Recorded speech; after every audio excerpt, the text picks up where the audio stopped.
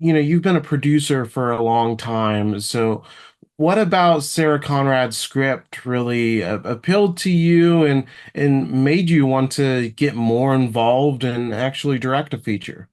Yeah. I thank you. I really I feel like I started my career I think wanting to be an actor. And that's where I started early in my 20s, and then wound up gravitating to the other side of the camera a bit more, and found myself producing, and working more in the production side of things, and then producing. And I was fortunate early on in my career to be producing for some amazing actor directors with Billy Bob Thornton, Al Pacino, and I got a real sense producing for them, kind of watching a lot of the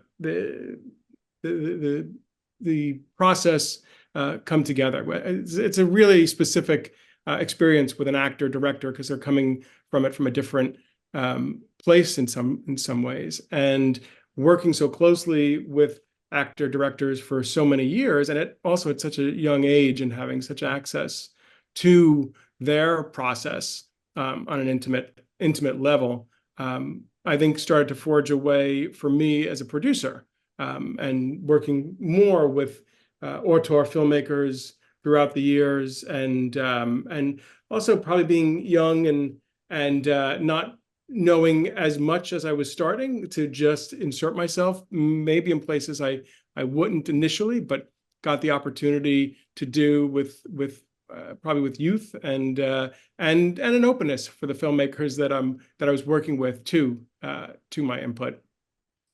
And I just feel like over the years, working then also with some first-time filmmakers, I had the great opportunity to help guide them as well, and in some instances help support them and step in ways that I think were advantageous to me, wanting to pursue directing. I'd been thinking about it for some time now, and felt like it was a pretty organic transition for me, not acting, but being in this other vulnerable place as the filmmaker.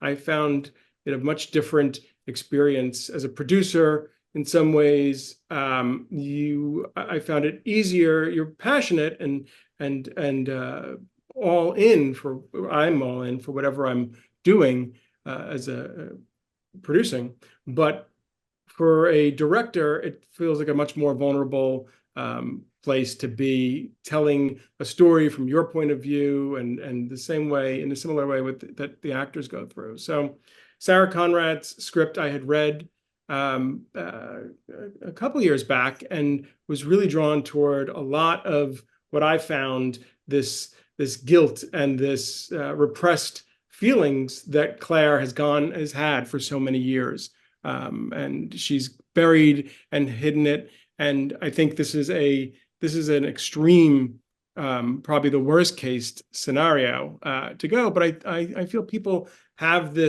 carry different types of guilt or repressed feeling, in could be in very small ways and minor ways. But even if it is a much smaller incident than portrayed in the film, it still carries something. And there is a catharsis that I was interested in finding in this screenplay and in this film, and making the character and making Claire be able to, come around and see her journey. And the same with, Robin, with the young daughter. She had her own repressed feelings, and maybe much younger, at a much younger age, not even understanding what was repressed. But there's a little bit of a combination of her being a 16-year-old girl, and also this traumatic experience that they've both gone through and nobody has acknowledged or recognized. So coming to the place where I could examine that a little bit deeper was I think initially what drew me to the script, and then making my own take into what that all was going to look and feel like. Yeah, and I love that you mentioned the parental guilt because you're grappling with a lot of heavy themes here, and this winds up being a very like spiritual drama. But it does have that frightening premise of the daughter having this near-death experience and just coming back changed. And this very easily could have gone down like a much more horror slanted route. I like the way you went with it. How was it kind of finding the balance of grappling with these really heavy themes and then still having, that sense of dread that's throughout, especially the early portion of the film? Yeah.